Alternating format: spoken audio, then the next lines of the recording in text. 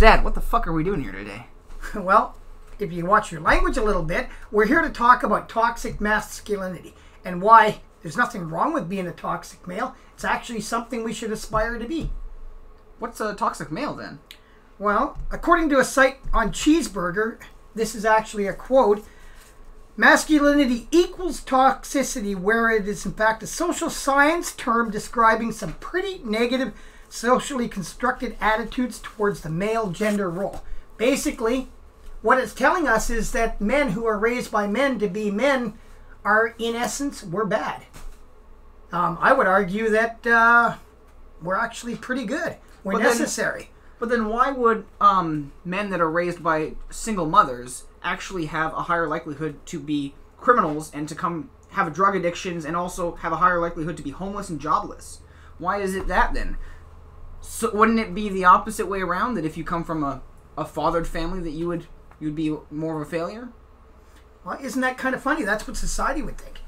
Society would think that because I've taken you hunting and that I've taught you how to work on cars and that I've predominantly taught you how to use tools and welding and stuff, that I've turned you into a toxic male, which is not good for society. But what you've turned me into has made me better in my welding field, since I'm a welder. It has made me better with being a father to my stepdaughter. It's made me a better person with everything that I do. So why would society think that being a toxic male is so freaking bad? Well, that's what we're here for. This all started about a week ago.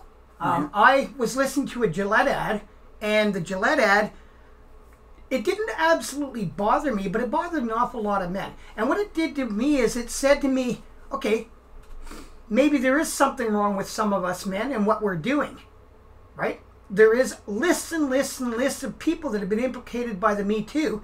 And the Me Too it's women stepping forward and saying we're sick and tired of men doing things that are inappropriate. And yes, what they do is wrong and it's inappropriate. Absolutely. A lot of men have stood by and watched this for years without any ability to stop it. And we know that it's wrong. And it's unfortunate that our society has stripped us from the opportunity to step in and say, this is wrong. I don't approve of it either. I want to stop it. So I would like to stop it. I have 3 daughters. I don't want my daughters to be victimized on the job site. I don't want my daughters to be victimized. I have one that's actually going to become a truck driver. I want to protect her when she's on the job site. And I want men to be able to and willing to step up and say, no, this is wrong. My father taught me that.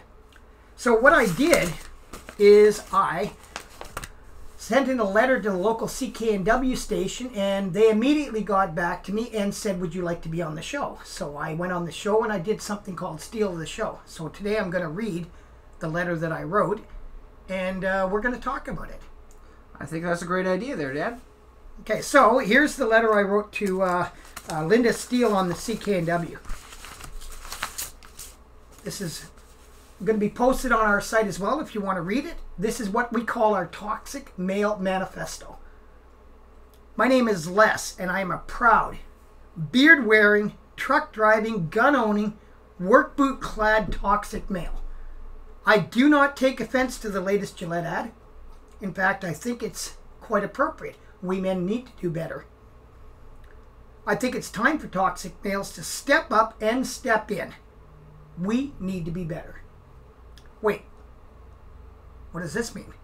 Yeah, why? What do you mean we need to be better? Well, my dad gave me guns and toy guns when I was little. I had a pellet gun when I was 11. I had a 22 when I was about 14 years old. I had toy soldiers and Hot Wheels to play with from my earliest medals. The bicycle I rode had a crossbar. My dad got it from the dump and we built it together in the backyard.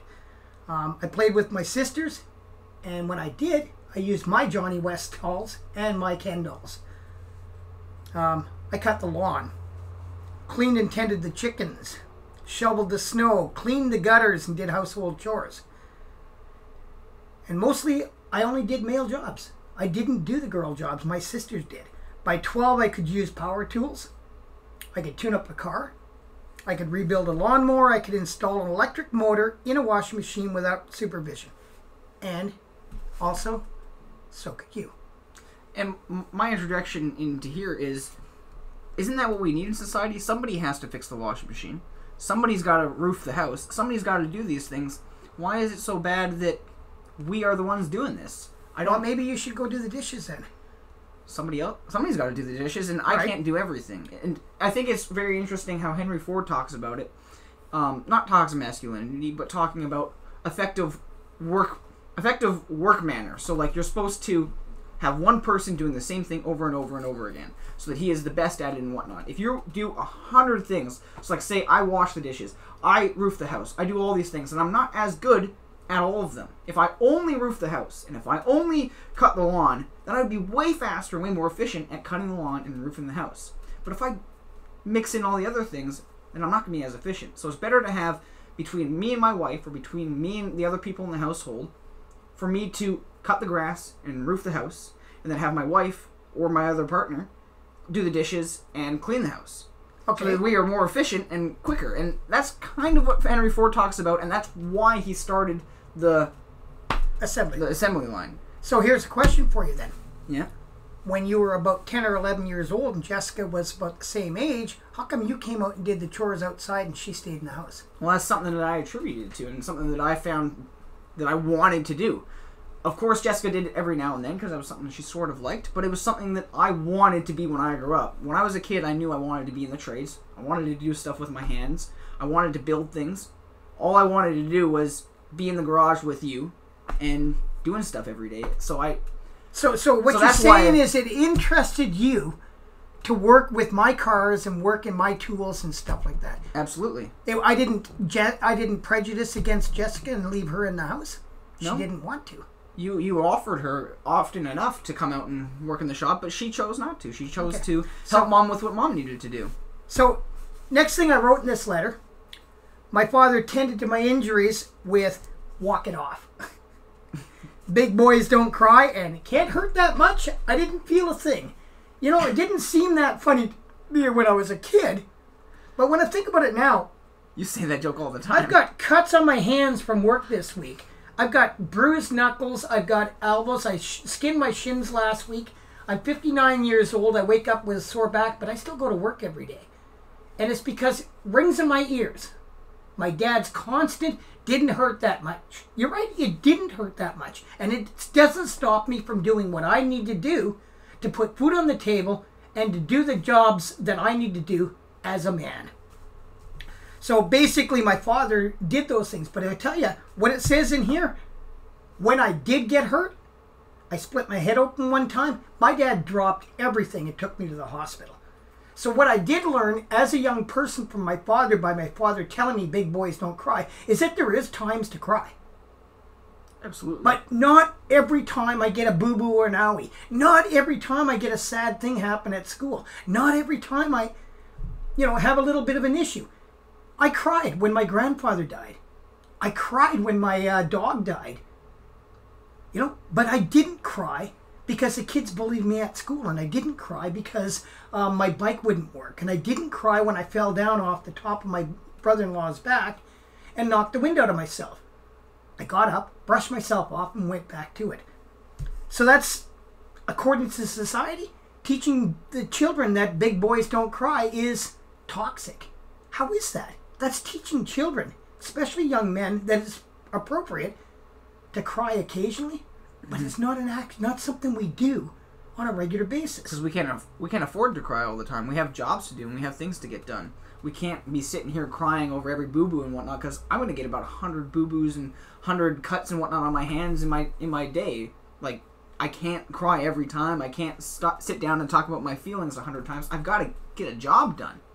I've got things to do and places to be, pretty much. So, it's not all that toxic to say, didn't hurt me that much, couldn't have hurt you. And that's another thing that I find very interesting, is we, as men, use jokes to stifle back the fears. Like, we make fun of dying. We make fun of getting hurt. We make fun of everything because, to us, if we make fun of it, it's now not so bad. And I've talked to it with my buddies before, why do we joke about dying? It's so that we all know that there's a possibility of dying. In the trades, it's one of the highest workplace fatalities. We go to work every day with a possibility of dying. It makes us think about that less and think of it not as bad, pretty much, and we aren't scared of it anymore if we joke about it. And that's kind of how me and my friends and how you and your coworkers make it through the day without breaking down and crying, pretty much. Just as a side light, this is a statistical fact. 93% of all workplace fatalities are men. That's absolutely true. Like, that is a staggering statistical fact. Anyway, so my next part here. My father taught me that men express their feelings with humor, which he was just talking about, during activities like work, sports, camping with other men. We don't share our feelings with women. So therefore, women have a feeling that we never share our feelings. Yes, we do. We talk to men. And we don't talk to men that are going to go around and tell other men what we told them. We talk to men that say nothing about what we just told them or what we just shared. And the reason we do that is we trust these men. Now, that guy might have just called me a butthead or ass licker or worse. Absolutely. 5 minutes before, but that's my best friend, and that guy has got my back. And I know when I share something with my best friend, that it doesn't go any further. So yeah, we do talk about it. We just don't share openly and with everyone. And that's the same thing with women. Like, my girlfriend has her best friend that she talks to, and she shares her emotions with her to that friend of hers, and there's nothing wrong with that. And so yeah, she doesn't share it to me, but that's okay. She shares the big important things with me, and she talks and hashes out the small things with her friend. And that's exactly how we do it. Just because we're not sharing it with you doesn't mean it's not affecting us and we don't feel it. Very good. So the next thing I wrote in here, my father also taught me that women and girls are to be respected. Absolutely. The Bible teaches us that. Not only does the Bible teach us, but society, that our mothers teach us that. My dad taught me that. My dad taught me you never raise your hand to a woman. My dad taught me that if they say no, no is no. No means no. Like, honestly, I don't understand this stuff when somebody says, well, I didn't know that she wanted me to stop. She said, stop. Absolutely. You know, no is no. Like, can you not speak the language? Like, honestly. And when I see other men that talk like that, it offends me. It bothers me. Yeah. And it bothers me when I get lumped in with these other men. With men that don't stop. And I think that's why some men got very offended by the Gillette ad. Because most of us men, when we see that happening, we go at them and we're just like, don't fucking do that. Nobody wants to hear you saying, oh, she said no and I kept going anyways. No, we nip that in the butt right away. If I hear that on the workplace, there'll be 20 guys surrounding this guy telling him how much of an asshole he is. So when we get lumped together with those guys, we hate that. And it really kind of offends us, because imagine if we did it to you. Imagine if we lumped all women in with all false rape accusers. That would really make you feel bad. So it's kind of the same way that we felt bad in the Gillette ad, that we got lumped in with all these bad criminals and all these bad men when we try to stop these bad men. And we don't accept it. Do you know what we do on the job sites? I worked for a big company called Heatherbrae Construction for many years. One of the things we practiced on the job site, we actually worked on the waterfront a couple times, and our site super, and the guy's name was Sean, called us into the office one day and he says, okay guys, this is the rules on this job site. There's women going up and down the pathway wearing swimsuits and or running gear and stuff. And he said there's a 7-second rule on this job site. If you look for more than 7 seconds, I'm going to hold you accountable. In other words, we weren't allowed to stare. We weren't allowed to catcall. We weren't allowed to do anything. That was the site super that told us. And if any of us did do it, then the others of us actually stepped in and said, you know, that's not appropriate. We were told. And we were told at the beginning. This is probably more than 20 years ago. Mm-hmm. So the occasions where you see the catcalling on the street and stuff, those people are the exceptions. And we are as offended as women are about that behavior. Sometimes we can't do anything about it because we don't know if it's our place to step in. Sometimes we feel a little bit shut out. We're not allowed to step in. So, you know, basically, it bothers us. And you try to say that was 20 years ago, but I entered the workplace about 8 years ago, the job site, and I have never once in my life seen a man do what is so-called catcalling. I've never once seen that happen where there's a woman walking down the street and a guy whistles or whatnot. What I have seen, and I think this is a little more acceptable, is where I'll be working with a guy, and he'll see a hot woman, and then later on in the day he'll come up and be like, "Did you see that hot babe?" And I'll be like, "Oh yeah, maybe," and that'll be the end of it. And I know women definitely do that too, because I've heard them do it, and I've seen them do it as well. And I don't think that's unacceptable. And we try to keep it a little more discreet. And I've seen that in the workplace, and you're talking about how like you guys had your own rules and you kind of nipped it in the butt. It's definitely worked. Because in the workplace now, it has gone down so much. So the other things is my father taught me that women and girls are to be respected, okay? So we've already covered that, right? We were taught that when we see wrong, me and my brother, that it's our responsibility as men to step in. If I see bullying going on at school, I'm supposed to step in. I'm only a small man. So if I step in, I make myself a target. But I was taught by my father, doesn't matter if you become a target. Wrong is wrong, right is right. If I see wrong, I'm to step in. Absolutely. I always do that. Whenever I see a bully at the job site or when I see a bully in school, I always step in. And sometimes when I don't, because I'm for fear, like there was this time when I was coming back from the train station, I saw a man beating another man and his clothes were completely ripped, and I felt afraid to go in and intervene, and of course I didn't, and I fully regret that now. And the next time I saw it, a fight like that, it wasn't nearly as bad. I did step in and the two men stopped. So I think that sometimes it's hard to intervene because you're a little afraid and whatnot, but I beat myself up more than anybody else will beat me up mentally for not stepping in. It honestly, it kills me when I don't help people and when I think that I could have. So I, later on in the night before I go to sleep, I kind of play it back, kind of like a replay in my mind, and I'm constantly thinking, what could I have changed and what could I have done better? And I think most men are like that. I think most men are. As a matter of fact, the vast majority of men are. We all want to be better. Yeah, we do. We want to be better. So my father also taught me to serve my country and not expect my country to serve me. It is not up to the country to make my life better. It's up to me to responsibly contribute to the country. That's by voting. That's by paying taxes. That's by contributing on the job site. That's by contributing by raising my family responsibly and and teaching values to my family and to my children that will become eternal and help them to be better parents and better people in their lives. So to that, I served in the military. I served during peacetime, so I never really considered myself a veteran because I never went overseas. I never got deployed. I served in the late 70s and early 80s. And basically Canada, all we did was train. So I did serve, I did sign, and I was willing, able, and trained, and ready to go and be deployed and serve should I be called. I never was. But I'm still proud of my service. That doesn't make you any less of a veteran, though. Anyway, so that's serving my country. Somehow my other page got lost. Okay, so now, sorry for the little mishap there. Like we said, we're going to get better. My father also taught me that a man earns his way.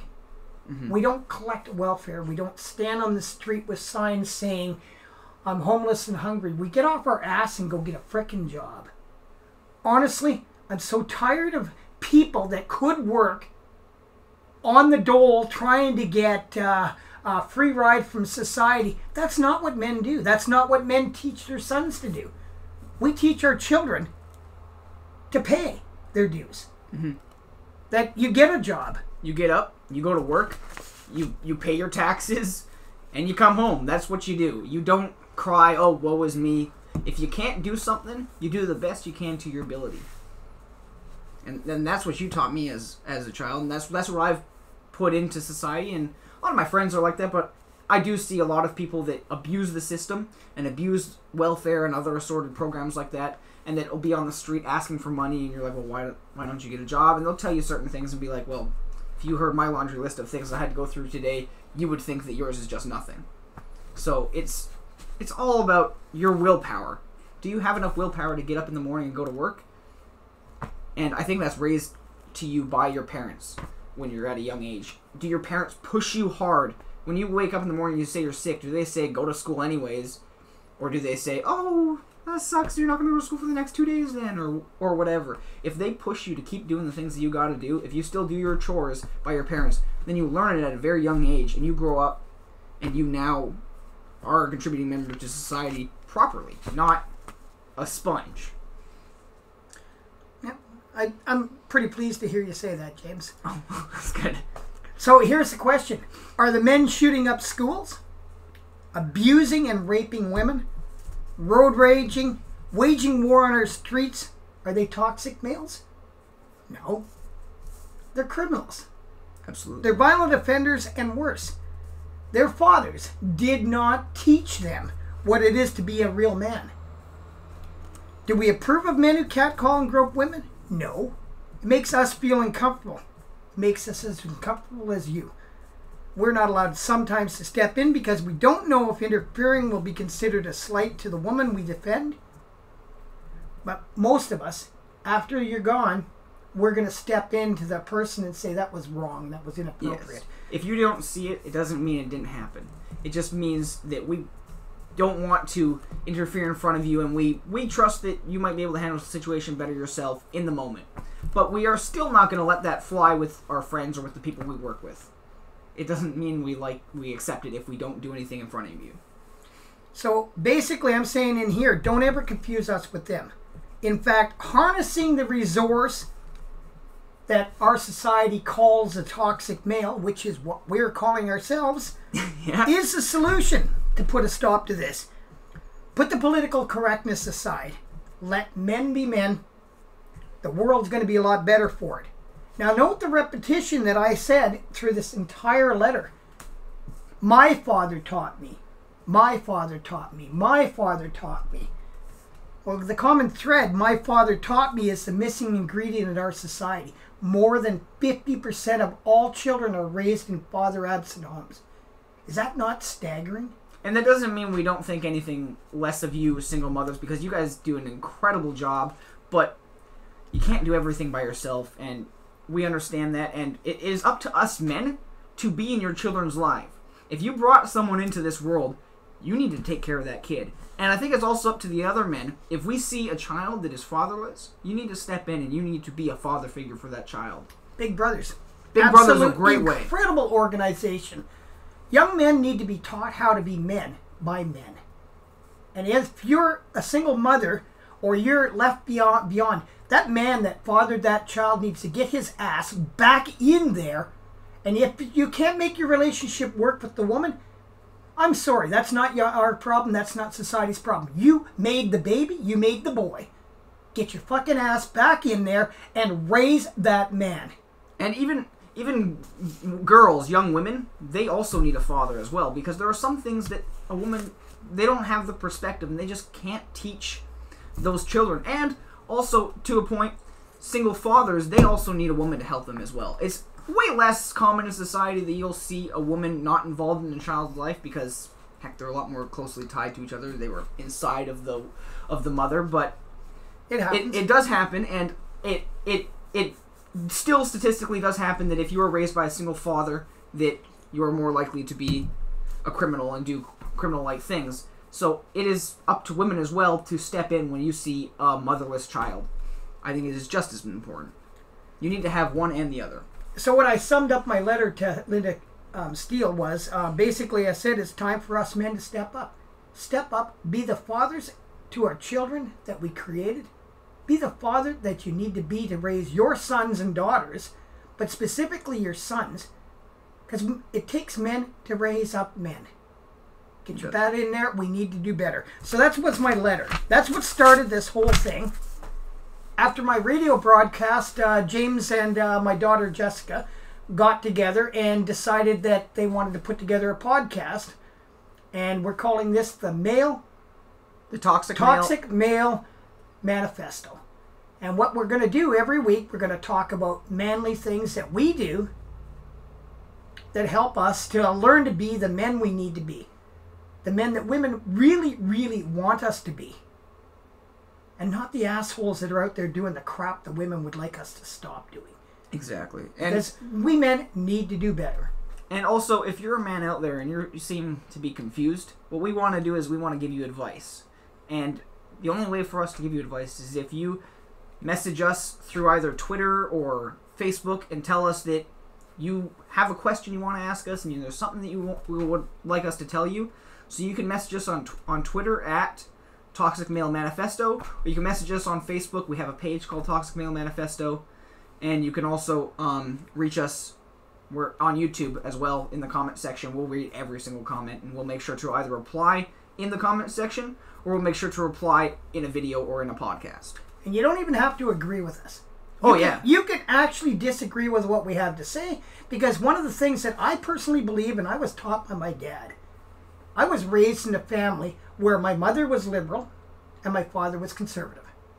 My mother and my father had a running joke. They went to the polls to cancel each other's votes every election. I'm married to a First Nations woman. James is a half-breed First Nations. We don't care. Other views are equally valid. Every person has the equal right to have their own opinion. Don't rip on us for having our opinion. We won't rip on you for having your opinion. We would actually prefer if those that disagree with us come out and say why you disagree with us. We might have actually fucked up. We might have said something that we shouldn't have, or we might have said it in the wrong way, and we'll be able to explain it to you better. Or you might just straight up disagree with us and think we're idiots, and we'll be able to tell you why we are idiots, or you can be able to tell us where we're wrong, and maybe we'll even learn something, because we're still learning. He's 60, I'm 22. We're still learning. We got lots left to learn in this life, and man, are things changing. I'm not 60 yet. You're getting close. Okay, so topics. What are we talking about today? Well, I think one of the big things that's happening in the news right now, and everybody seems to be losing their stink over, other than this Gillette, which we just talked about, is this kid who was at a pro-life demonstration, was standing in a crowd of people and they were waiting for his bus, and this native man came up beating his drum and got right up in the kid's face, and the kid smiled. After that, he was interviewed by quite a few different news programs and news corporations, and he said that they were chanting "Build the Wall," and that they were saying racist things towards him. And of course, most of the kids were wearing "Make America Great Again" hats, which are commonly referred to as MAGA. So most people are calling this kid the MAGA kid, and he's been spread all over if you haven't seen a picture of this kid yet, then you're hiding underneath a rock. He's definitely everywhere, and most people... That is definitely a shit-eating grin that kid's got when he's sitting there. Oh, he did look like a kid that was actually in the guy's face. And I will be honest with you, that kid does look like kind of the douchebag kids that you see in school, and kind of the kids that bully you, and the kids that most of us wanted to aspire to be, or that was the popular kid, or the rich kid, or whatever, and we are kind of jealous of. But that doesn't mean... Well, it's not very fair then, because he had enough money to pay for... better teeth? Better teeth, but definitely had enough money to pay for a publicity firm to come up with publicity for him. So isn't that not very fair? Well, it's kind of... I guess you're right. He did pay for a publicity for him, but Nathan Phillips, the native man, he was able to talk first. He was able to say his side first, and so mainstream media lost their absolute living shit because this man was saying that this kid was being racist towards him, and this group crowded around him, and so lots of people actually threw death threats at not just only this one kid, but at the entire school. So much so that there was this group. I'm not going to say the name of the group because I do not condone this. This artist, he went out on Twitter and he said that if anybody knows this kid and could videotape them punching him in the nuts, he would give them free tickets to his next concert and also give them a free vinyl. And if you can prove that, you can actually, if you actually read it, you can actually say the guy's name. Honestly, I can't remember the name because I don't want to, and I'm not going to publicly... You know, doxing is against the law. How come they haven't been charged? They will be. It's coming, and it's... Now, it's going to be one of the biggest cases. Here's another question for you, then. The Black Israelite group, I looked at the video, and they were chanting some pretty racist remarks like cracker and calling them names. And made some actual threats, called them child molesters and other things. Called them some pretty... How come the media never mentioned anything about that? Well, I think it's pretty simple. They weren't wearing MAGA hats. And they were black. I know that that's kind of bad to say, but it's definitely happening in media today that if you are a black person, you tend to get away with a lot more. Well, I even see it as that's not very fair. Well, it's not. And it's kind of the shit hand that we've been dealt, is that the mainstream media and most people seem to think that white people have something called white privilege. And are you privileged? I am definitely not privileged. What kind of a house do you live in, James? What kind of house were you raised in? Almost all the houses we've lived in were trailer homes. And mobile homes? Yeah, and... and you shared a bedroom with how many people? I've shared a bedroom with my brother until I moved out. And right now I live in pretty much a closet, because I've moved back to BC, but what I was trying to say is that mainstream media seems to think that because we're white, we're so privileged, so that they have to give a helping hand and give these black people sort of a gimme. Oh, well, he's black. He didn't know any better. And that is very racist. So that's mainstream media saying that? Mostly mainstream media. But it is also society. Let's get back to this kid. Okay, yeah. So I actually heard that not only has the Archdiocese issued an apology to the kid. What's the kid's name? His name is, don't remember his first name, but his last name is Solderman. Okay. Anyway, he's been issued an apology, an actual written and verbal apology by the diocese there, and by a number of media personality have actually retracted their statements. A lot of them are still continuing to hold fast to their statements. Why would they be doing that in the face of obvious evidence that the kid didn't actually do anything wrong? Well, it's very simple. When you mess up, or you screw up and you did something that you thought was absolutely 100% correct, and I call you out on it, you're going to try and push it and try and be like, oh no, I was right. I was still right. Nobody wants to be wrong. And that's what mainstream media is being right now, is they don't want to be pegged as making a mistake. They don't want to be pegged as doing something wrong. So they're going to hold fast to their views, or they're just going to straight up delete their views, the opinions that they had at the beginning. And it's really wrong, but it is kind of who we are as humans. And I know I do it often too. So like when I'm in the welding booth and I fuck up a weld, I'm going to sneakily hide that and make another one. And I'm sure you do the same thing in construction. And it is kind of what we are as human beings, and it is our flaw. And it is up to us to focus on it so that when we mess up that weld, we don't hide it. We show it to our boss and be like, yeah, I messed up this weld, but I'm going to make another one. And yes, sometimes I make mistakes. It is up to us to do that, but it's kind of our human flaw, and we see it the most in mainstream media because that's what we see the most as mainstream media. Mm-hmm. That's interesting. So here's a question for you then. Yeah. Why does this story bother you so much? It bothers me so much because this kid did nothing, and it should not have been as big of a deal. Maybe very slightly it would have made the news in the local town that it was in, but that's about it. I don't understand why this is becoming such a big thing, and they're trying... and mainstream media and the society is trying to make racism less and less of a thing, but now we're turning racism away from other ethnic diversity people and over to white people, and it becoming a problem because we're here saying, like, yeah, we don't want to be racist. Nobody wants to be racist, but now you're being a racist towards us. And now you're doing exactly the same thing that you condemn and exactly the same thing that you say you don't want us to do, but now you're doing it back to us, and two wrongs don't make a right, and I've been taught that my entire life, and it doesn't mean you should go around accepting everything, but that doesn't mean you should also go around dishing out what you receive. And not everybody that looks like one thing is doing the same thing. Just because white people are more stereotypically racist, it doesn't mean we're all racists. So you don't need to treat us as we're all racists. And it really grinds my gear when we get lumped in with KKK or white supremacists when it's like 1,000 people are in the KKK. But you're half First Nations. Do you identify as First Nations, or do you identify as white? Not most of the time. I identify as a white male most of the time. I try to stray away from the native side because I wasn't growing up in a reserve. I didn't have a Native person bringing me up. My mom was Native, but she also didn't have ties with Native ancestors or anything like that. And I also don't agree with handouts.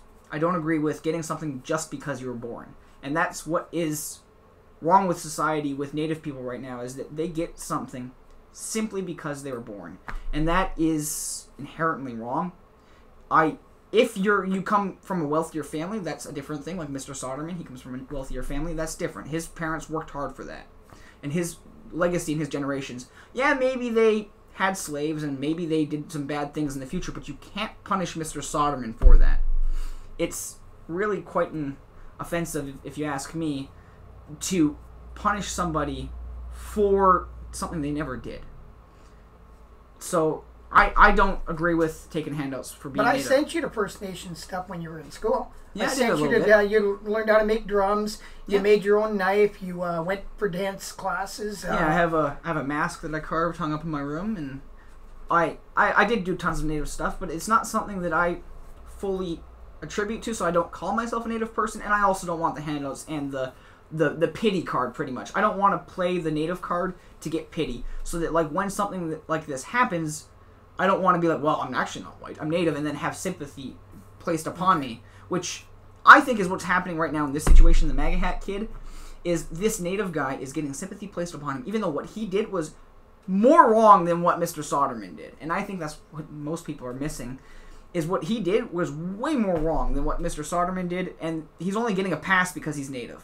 Why did the First Nations gentlemen, do you think, not go over and gravitate towards the African Israelites, who were actually more aggressive towards the other group? I think it's simple as the kids were white and they had MAGA hats on. So it's the MAGA hats. So maybe society should be told not to wear MAGA hats.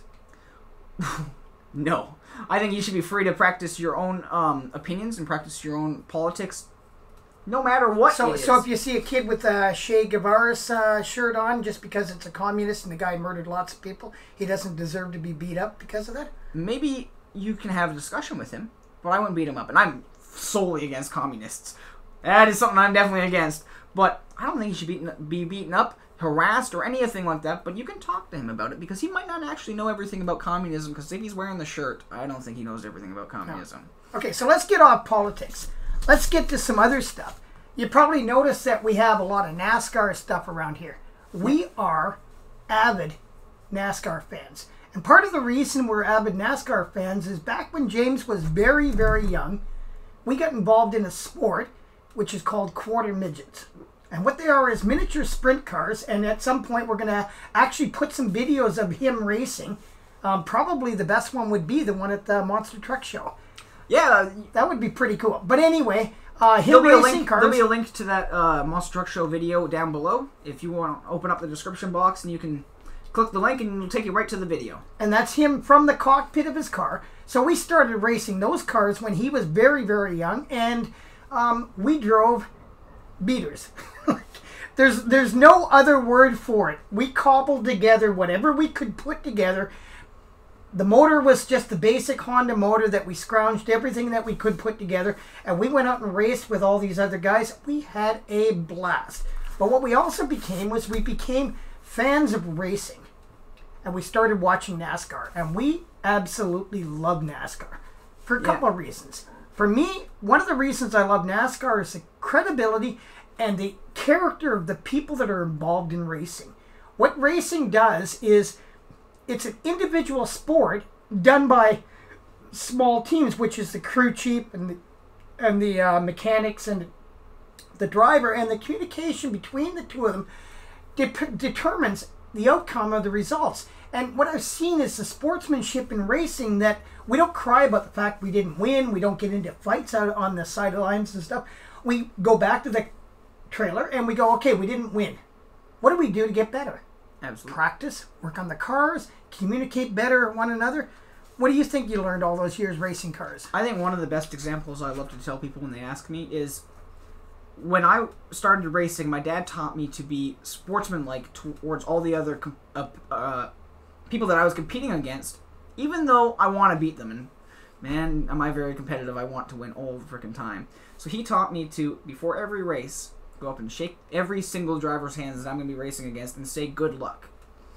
And it's kind of just a I respect you kind of thing, and that I want you to do as best as you can, and I want to beat you at the best you can be, pretty much. And then after every race, even if I came dead last or if I came first, I still went up to every single driver and I said, good race. Sometimes I would be shaking their hands and I would say more than just good race to them if they did something real bad or something real good. And I think that's what racing taught me, is how to be a more sportsman-like person and how to show that I actually kind of accept who you are as a person, and I kind of want you to do as good as you can be as well, even though I'm trying to beat you. Well, here's an interesting little tidbit of information. James and I didn't win our first championship until we'd been racing for 7 years. He won his first Driver of the Year trophy at about 6 or 7 years.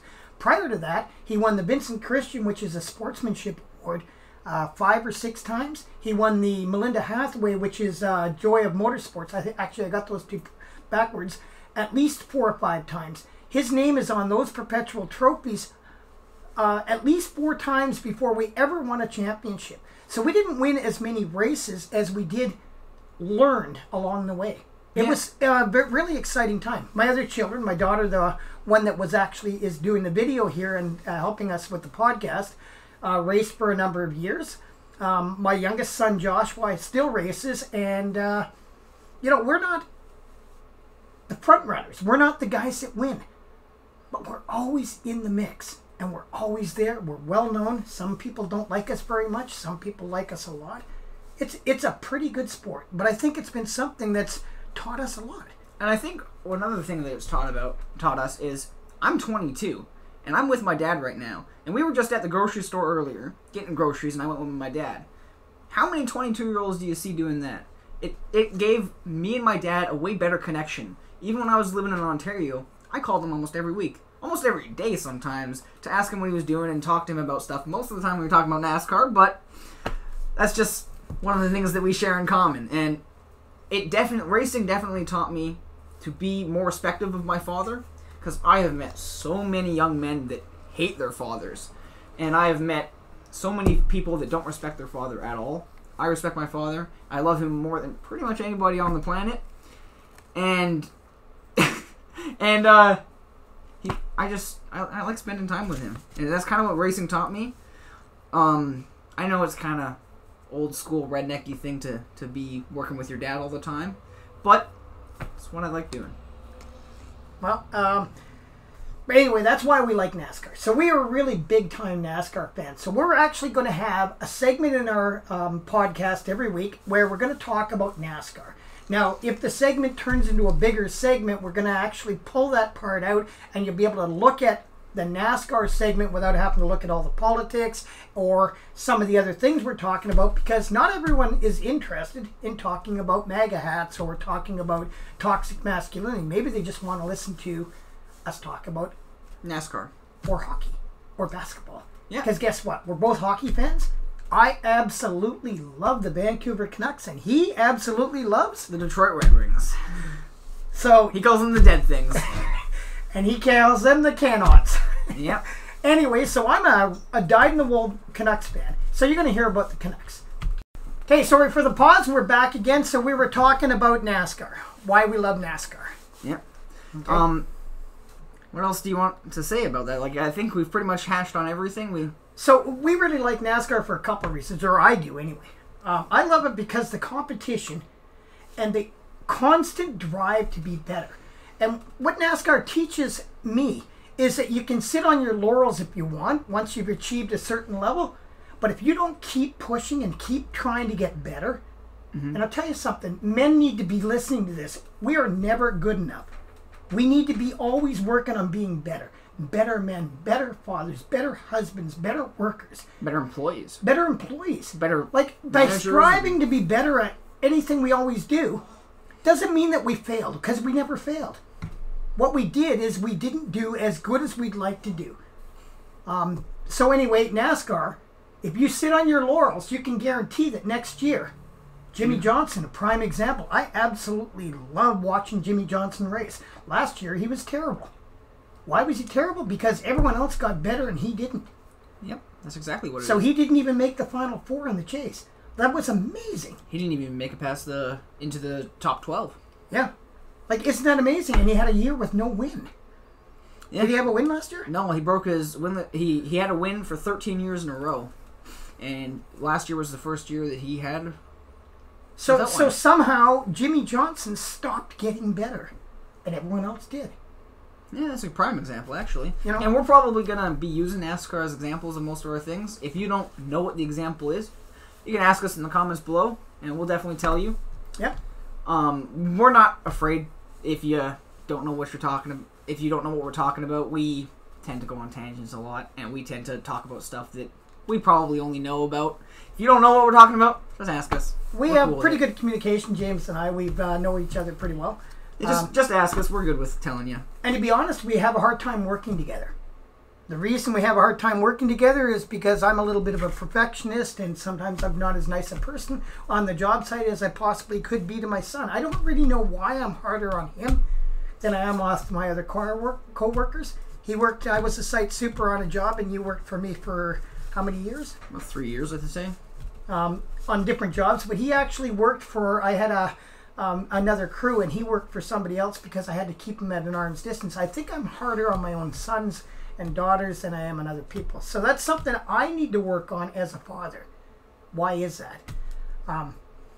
Anyway, getting back to NASCAR, cars. Yeah, we love cars. So we also have classic cars. He has a 1981 Plymouth TC3. I bought it for him for his 16th birthday. Yeah. You've had it since then. Since then. And if you've ever heard of barn finds, this was a barn find. Yeah. It has 83,000 original kilometers on it. It's red. It's a little sports car. And it came from Alberta. Anyway, I got it for a song. I gave it to him, and like a 17-year-old kid, as soon as he got his in, he took it out, drove it really hard one night, and ran it low on oil because it was leaking oil lots, because it was low mileage, but it also was a 40-year-old car, and everything leaked. And he didn't check the oil and drove it hard, and what happened? Blew the motor. And when we mean blow the motor, not what you're talking about if you don't know, not what you're thinking about when you, if you don't know about cars. It doesn't mean the motor actually blew up like a bomb. It means it just doesn't fire anymore, pretty much. I was able to get it running again after he brought it home, and now the camshaft or something's got it's making a serious knocking noise. I suspect it's probably the wrist pin or something else, because I did some other top-end repairs, and it still didn't fix the problem. So it does run. It makes a huge banging noise, so now we're going to have to rebuild the motor. So essentially, inside the engine, there's a piston that goes up and down, and it's inside of a big tube. And that tube has gotten too big now that when the piston goes up, there's little cracks for the air and stuff to fall into, so that you don't make that massive explosion for the piston to go back down and to add drive to the wheels. Actually, I think it's the wrist pin in the connecting rod. But anyway, it doesn't really matter. We're going to take the motor out, the two of us. Yeah. It's been in storage because James went to Ontario for a couple of years, and he's done a few other things. So we just put it in storage. And we're going to pull it out of storage this summer. Maybe some of the podcasts we do will be as we pull the motor out, and we'll work together. And we're going to take the motor into a special shop and have them rebuild it, because we need to have matching serial numbers on this particular car. Yeah, if you're interested in watching us work on cars, just let us know, and we'll film it for you if you want. Yep. And if you don't want to watch us doing cars, then just fast forward. That's the beauty is you don't have to watch. Yeah. Something. If you don't want to watch the video, don't watch it, and we'll find out really quickly that you don't want to watch it, and we'll stop making them. So we're also going to do, over this next little while, we're going to do tools. I absolutely love tools. I cannot go to a tool store. Lee Valley Tools, Canadian Tire, KMS Tools, some other tool places. I'm a Makita man. If anybody's interested, I only use Makita cordless tools. And I'm going to brag about, or I'm going to compare. Sometimes I'm going to give you some analysis of tools that I got. And sometimes I'm going to bring you tools.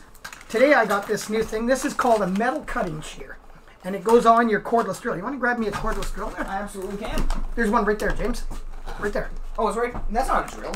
All right, I want the impact gun. Sorry. An impact gun. Oh. Not to say that. Okay, so we got an impact gun. I got this new tool. This is for... I own a 1977 F-250 Super Cab pickup truck for the long box. it's going to be about 100 feet long. It's going to be not very much fun to paint or to park, but it's going to be a good truck for me to drive. I intend on using it as a pleasure-only vehicle, so I'll only take it to work 5 or 6 times a month, but I want to use it so that I can actually have a good-looking vehicle sometimes, because my 1995 F-150 is kind of a bit of an eyesore. You'll get a picture of that. We'll show you at some point down the road. Yeah, when we start working on it, we'll show you pictures in the videos and whatnot. So this thing here, it's a shear, and it goes on like so. So now, when I go like this, I'm going to hold the handle, and you go like this, and it's got, you got a piece of metal there? We can cut? Put it in the scrap bin. Do you want me to go and get it? A piece of cardboard will work. So we're going to cut something with this. So you just hold that while I cut this. So you just go like so.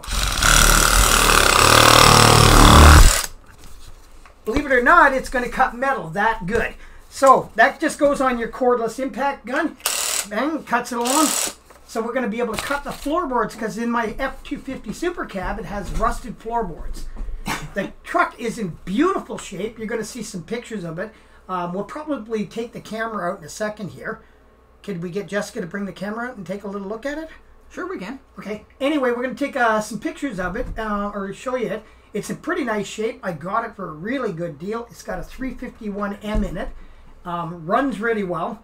So, you know, at some point, maybe on this episode or maybe the next episode, we'll start it up and let you see it. It's got a bit of exhaust work to do on it. Eventually, we want to restore this truck, put the original paint job back on, because it was originally silver with gray, two-tone. And then we're going to restore our 1977 Stanley low bar, which James started his racing career in, and we're going to put it in the back of the pickup truck and go to car shows with those two. So that's going to be on this episode as well, on different episodes. Yeah. We're not showing all that stuff today, but we will show it eventually. Those are a lot of 3 of the major projects that we have going right now is my Plymouth, his truck, and the Stanley bar car. We have other minor projects that we're also doing. We're going to do his brakes tomorrow, stuff like that. We also do other things for my wife.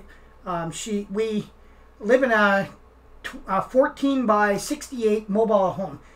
This mobile home, 9 years ago when we moved into it, we gutted this place, the entire family, right to the floor. Pulled all the insulation out, pulled all the wiring out, pulled all the everything out, all the drywall, took the cupboards out, everything. We redid everything, put all fresh insulation in it, rewired the entire place, put new plumbing in it, then we drywalled it, vaulted ceiling, and that's our home. That's what we live in. I raised 5 children in a 960 square foot mobile home. So, you know, when I talk, which is one of my other passions, I'm an environmentalist. When I talk environmentalism, not only do I talk it, I don't go and protest and demonstrate on the streets about it. I actually live it. Yeah. I save everything. Everything in our home came from job sites that was going to be thrown out. All my siding came from job sites. I got 2 different colors of siding. All my windows came from places where I scrounged them. All my interior came from offcuts and from leftovers. Our insulation, our wiring were from other areas where we scrounged it. All my decks are from decks that other people were throwing out, so I went and scrounged the materials. We have several outbuildings, which right now we're sitting in a workshop, which was to be torn down, and we rebuilt it and restored it, and now we're sitting in here. Yeah, even this table and this toolbox were gifted to us and salvaged. There was a member at the track, he was going to throw away this table, but we kept it. It's even got drawers and the whole 9 yards. This toolbox, I'm not actually even sure where you got this, but it was also going to be thrown away. This here's got a 3/8 plate metal. We can weld on this table. We have welding equipment and stuff outside. So sometimes James is actually going to show you some of his tools. Yeah, I'll show you some of the stuff that I have. I just moved from Ontario to BC, so my stuff that was in Ontario is coming back tomorrow, actually. So I'm missing most of my welding stuff, so this is pretty much all I have right now to cover me, because I left it here with Dad. People are not going to see that. Okay, so we're back now. Okay. So the one more thing that I wanted to talk about here, Dad, was that some people are not pretty happy with the Prime Minister in Canada right now. they're voicing their opinions too, and they're making protests. They're calling themselves the Yellow Vest Movement, and it originates from France because they have a very bad prime minister over there, in Prime Minister Macron. Hold on. But isn't there some people in these Yellow Vest movements that are calling for some pretty nasty things to the prime minister and calling for him to be, Those people are not what the Yellow Vest Movement is as a whole. Those people are simply bad people that are trying to use a movement to do bad things. So the Yellow Vest Movement... Wearing masks is not what Yellow Vest movements would do? That's not what their sole purpose is to do, and they're actually trying to get those people out, and they're trying to put them in jail and whatnot, and they're not allowing those people into their groups when they can. Because here's what I believe, personally, and this is what every man and woman should believe. If I believe something and I want to say something, then I am willing to have you know who it is that's saying it, and who it is that believes that, because if I don't let you see my face, then obviously I don't believe strong enough, or what I'm doing is illegal. And the fact is, last I checked, it's legal to say whatever you want in Canada, as long as it's not hateful, or as long as it's not, harmful to somebody else. Absolutely. And that's kind of what the Yellow Vest Movement is trying to do, is they're trying to stray away from having those people and trying to get those people out of their group, and that's not one thing that they're trying to focus on.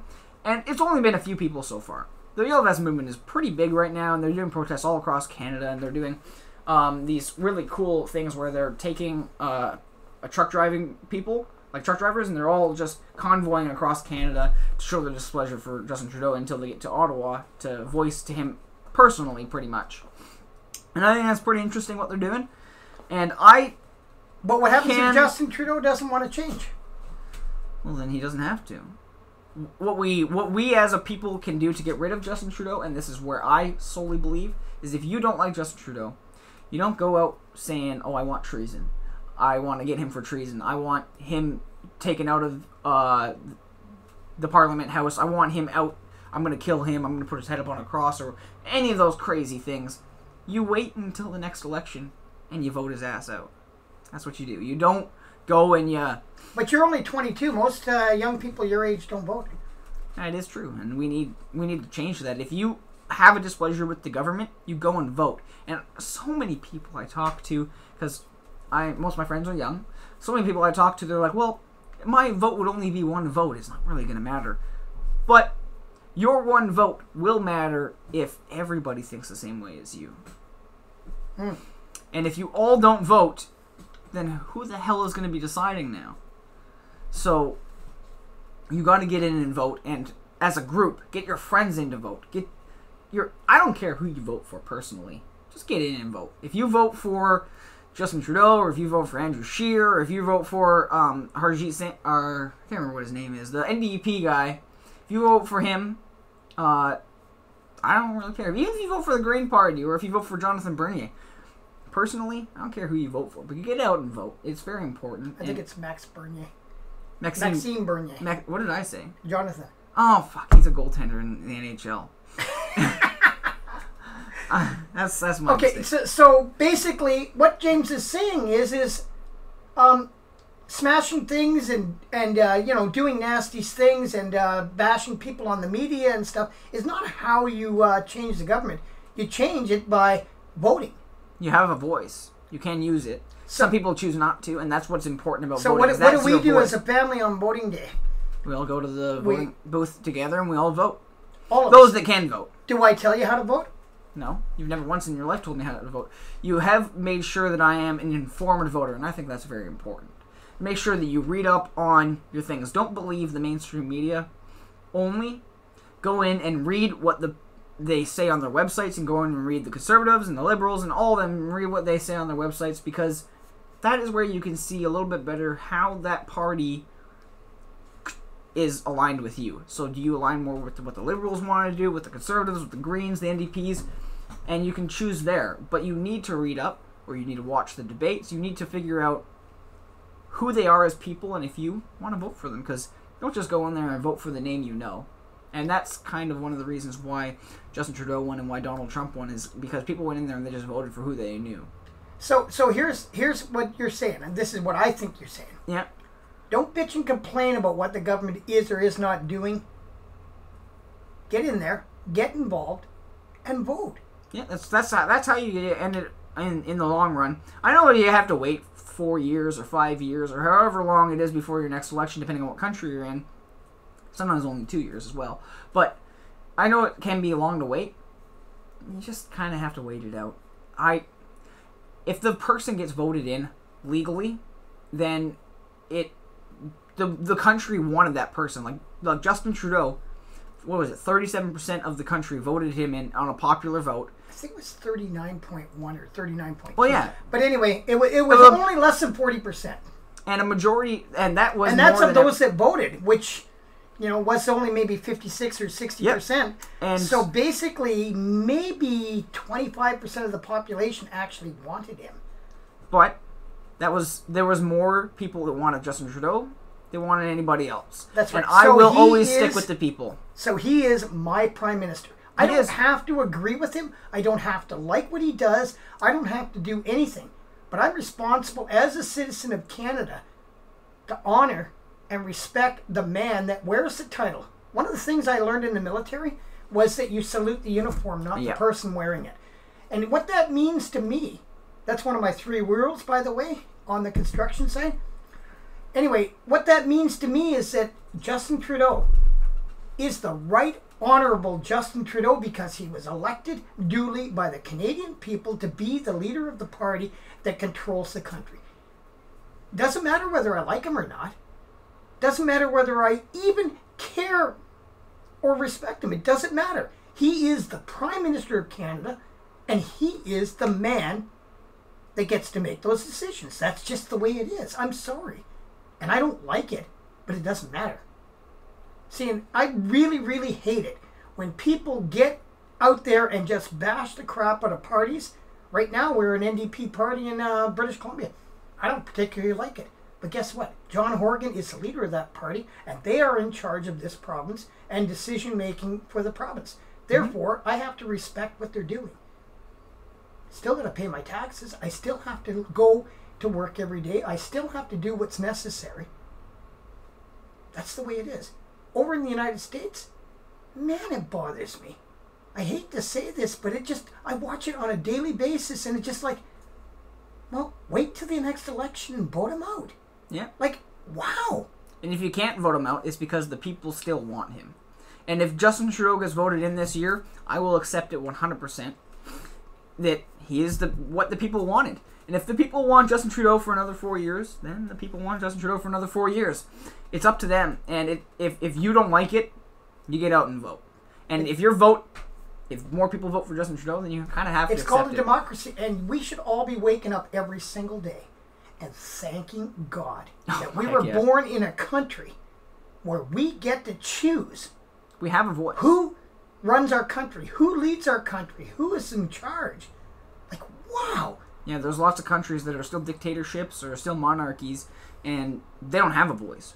They are born into that country, and they just have to accept that person's in charge of them now. It's kind of upsetting to see, and I'm thankful to God, and I'm a devout Christian, of course, and I'm thankful to God every day that I was born here in Canada. It is one of the better countries in the world, and we do have a voice, and you have to use that voice. If you want to protest, that's up to you. I'm not personally going to protest. I don't think there's much reason to protest this personally, but you can do what we're doing, and you can start a podcast and start a movement, and you can start a voice, so you can get out and you can say, go and vote, pretty much, and that's what I think. Yeah, I agree. You don't need to go and protest. Just tell the people. So, anything else on your list today for this thing? We're getting a little bit too winded. That's it. That's it. So anyway, until what do you want to talk about? NASCAR? Our picks? Well, I think no. Next episode we're going to talk about our NASCAR picks. Yeah, we have a list of the top 20 NASCAR drivers, how we think we're going to finish in the first 26 races in the NASCAR series. And do we want to talk about hockey?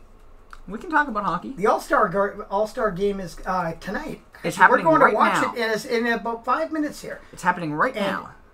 I'm watching Elias Pettersson, and boy, that kid is awesome. He is pretty amazing. I am pretty excited. I honestly wish that we in Detroit got him, but we do have a pretty good kid, In Dylan Larkin, I'm pretty happy with what he's doing.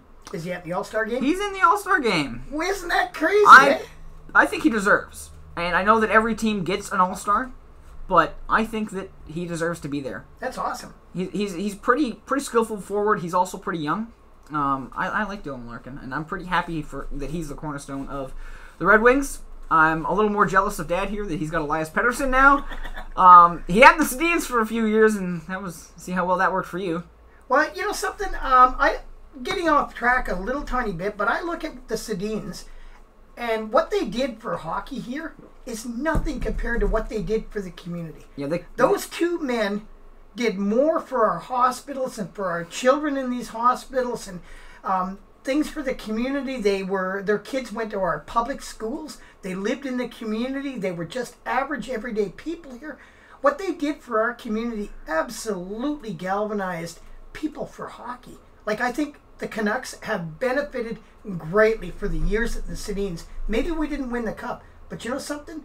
We won something way more important than the cup. We won respect. It's kind of almost like what we do in racing. It's exactly the same. And they contributed so much money to the Vancouver Children's Foundation. Even when they took a pay cut to stay in Vancouver, they still contributed $1 million a year to the Vancouver Children's Hospital. I don't know if you know this, but when Joshua was in the hospital, with his tracheomalacia, that's my youngest son who's now 14, it was the Sedins were up on the Children's Ward. I didn't even know at that time who they were. Found out afterwards. But they were up there visiting children in the children's ward, and my own son was in there. So I might have actually met the Sedins. I don't know. I was pretty distraught. My son was pretty sick, and he was getting exceptional, incredible hospital care at that hospital. And they did amazing stuff there. I had to thank the people at that hospital because Joshua is alive and here today. And because of the Sedins, there are many more kids like Joshua that will be able to grow up to be 14 years old and be able to do certain things that they would not have been able to do without the Sedins' contribution. And it is amazing. Like, that's only one of the things that they do for Vancouver, and they still freaking live here. Like, they've been retired. No, they've gone back to Sweden. But they still have a house here. I don't know if they do or not. I never checked. That's a fact. It is. Well, I didn't know that. Yeah, they still have a house here, and I don't know how often they're here, but they still have a house here, and they've been retired for a year. Well, I think they were pretty spectacular people. Yeah. Now, having said that, I would like to see a cup come to Vancouver someday. We're not going to riot if we don't get it, though. We're not rioting. So anything else we want to talk about today? I think that's pretty well it. So we'd like to thank you for watching our podcast. Give us another listen next week, and we'll have some more current events, some more sports, some more NASCAR stuff, which is coming down the pike. Maybe we'll be doing some stuff on our vehicles. Probably have some pictures of our vehicles next week. Yeah, and if there's anything you guys want us to talk about, or if there's anything you want to hear our opinions on, message us on Twitter at Toxic Male Manifesto, and we'll talk about pretty much anything. We have opinions on a lot of stuff, and we're not afraid to voice them. And if you don't like what we're saying, well, I'm sorry, you don't have to listen. That's called freedom. Oh yeah, there is freedom. There is freedom in this country, and it's great. So with that being said, thank you for listening. If you like what you heard, be sure to like and subscribe to our channel, so we'll know that you like it, and we'll keep coming out with more. We're going to come out with more anyway, whether you like it or not. Maybe. So, we're going to get back to work. Have a great day. Actually, we're going to watch the hockey game.